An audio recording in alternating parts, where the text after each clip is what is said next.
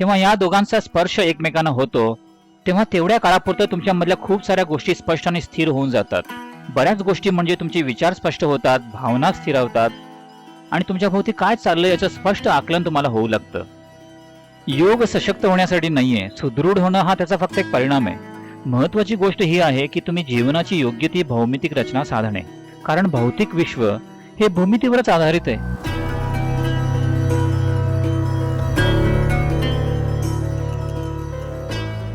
सद्गुरू, तुम्ही जिथे कुठे जाता, चर्चेसाठी म्हणा किंवा कुठल्या विषयावर बोलताना म्हणा, तुम्ही विशिष्ट पद्धतीनंच बसता. नेहमी म्हणजे डाव्या पायाची सँडल काढून तो वर घेता आणि उजवा पाय खाली जमिनीवर मोकळा. ही तुमची स्टाईल आहे का? की की हे सर्वांनीच या पद्धतीनं बसायला हवं?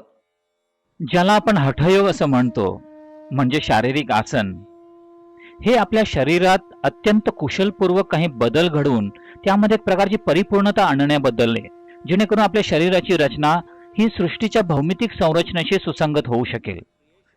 म्हणजे त्या नेहमी एकमेकांशी तालात असतील. तुम्ही किती संतुलित आहात, तुमच्यामध्ये किती सुस्पष्टता आहे, तुम्ही किती चांगल्या प्रकारे कार्य करू शकता, हे फक्त ह्या एका गोष्टीवर अवलंबून आहे की तुम्ही तुमच्या भोवतालच्या गोष्टींशी किती सुसंगत आहात. तुमच्या भोवतालचे लोक असो, झाडं किंवा इतर जीवन किंवा भोवतालची मोकळी जागा, या सर्वांशी तुम्ही सुसंगत आहात की नाही, ही एकच गोष्ट तुम्ही या जगात किती सुरळीतपणे आणि कुठल्याही संघर्षाशिवाय कार्य करू शकता हे ठरवते.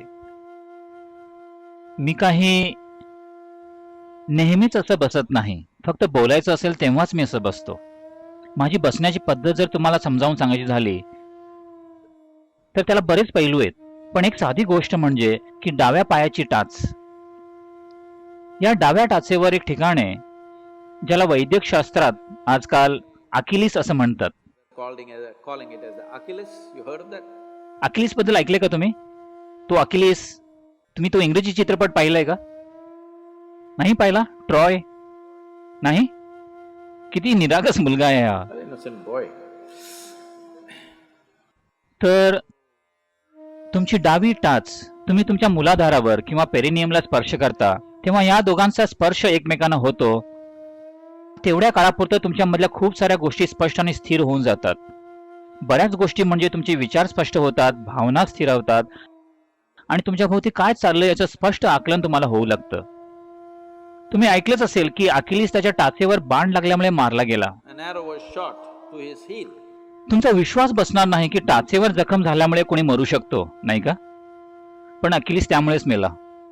भारतात एक व्यक्ती अशीच मरण पावली, अकिलीसपेक्षा खूप वर्षांपूर्वी. Way before him. काल त्याचा जन्मदिवस होता, कृष्ण जन्माष्टमी. तो पण असाच मरण पावला. हे याच गोष्टीकडे इशारा करते की त्यांना अतिशय निष्णातपणे मारण्यात आलं. निर्गुणपणे गळा कापून किंवा डोकं फोडून नाही, तर त्यांना नेमकं टाचेवर मारलं गेलं जेणेकरून त्याचा मृत्यू व्हावा. तर शरीरात अशी ऊर्जा प्रणाली आहे की डाव्या टाचेचा स्पर्श मूलाधाराला झाल्यावर, तुम्ही असे बसल्यावर तुमच्यात एक प्रकारचा समतोल निर्माण होईल. तुम्ही कोणाची बाजू घेणार नाही. See, आता प्रत्येकाचं स्वतःच असं काही मत, कल्पना, विचारसरणी आहेत. आयुष्याचे आपापले अनुभव, आयुष्याचे तुमचे व्यक्तिगत अनुभव आणि तुमच्या मनावर बिंबवलेल्या मानसिक ठशांचा प्रत्येक गोष्टीवर प्रभाव पडत असतो. एखादी व्यक्ती तुम्हाला आवडते, एखादी नाही आवडत, एकावर तुमचं प्रेम असतं, दुसऱ्यावर नसतं. हे असं घडतं कारण तुम्ही सतत कुठली ना कुठली व्यक्तिगत भूमिका घेत असता.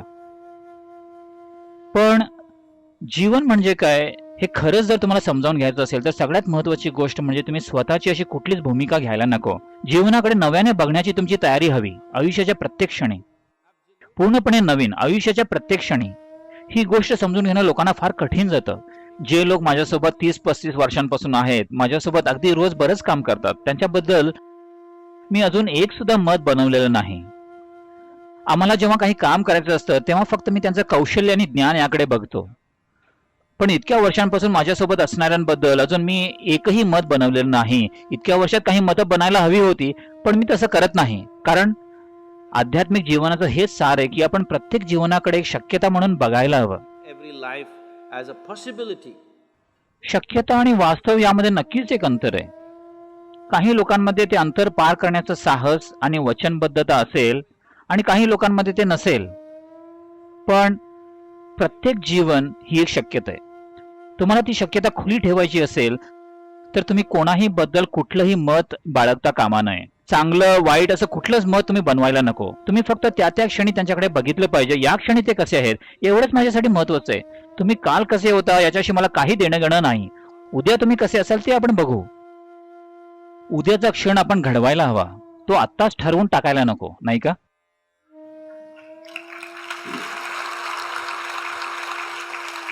तर ही शरीराची एक विशिष्ट भौमितिक रचना आहे, ती तुम्ही व्यवस्थित हाताळायला हवी. एक गोष्ट मी पाहतो, पाश्चिमात्य संस्कृतीचे लोक आजकाल असा प्रचार करतायत की योगा म्हणजे स्ट्रेचिंगचा एक व्यायाम आहे. त्याऐवजी तुम्ही पिलेट्स करू शकता, बॉक्सिंग करू शकता, टेनिस खेळू शकता. तुम्हाला जर फक्त सुदृढ राहायचं असेल तर थोडं रनिंग करा, ट्रेकिंग करा, टेनिस खेळा किंवा तसलंच काहीतरी करा. योग सशक्त होण्यासाठी नाहीये, सुदृढ होणं हा त्याचा फक्त एक परिणाम आहे. महत्वाची गोष्ट ही आहे की तुम्ही जीवनाची योग्य ती भौमितिक रचना साधणे, कारण भौतिक विश्व हे भूमितीवरच आधारित आहे. आता इथे ही बिल्डिंग आहे, ती किती दिवस उभे राहील, की ती आजच आपल्या डोक्यावर कोसळेल, की बरीच वर्ष टिकून राहील, हे मुळात त्याची भौमितिक रचना किती चांगली आहे यावर अवलंबून आहे. शरीराचं सुद्धा तसंच आहे, सौर मंडळाचं सुद्धा तसंच आहे आणि ब्रह्मांडाचंही तसंच आहे. प्रत्येक गोष्टीला ते लागू पडतं.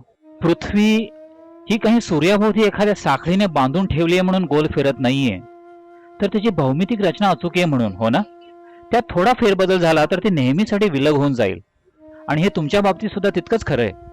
तुम्ही जर तुमची मूलभूत संरचना सोडली तर विषय संपला.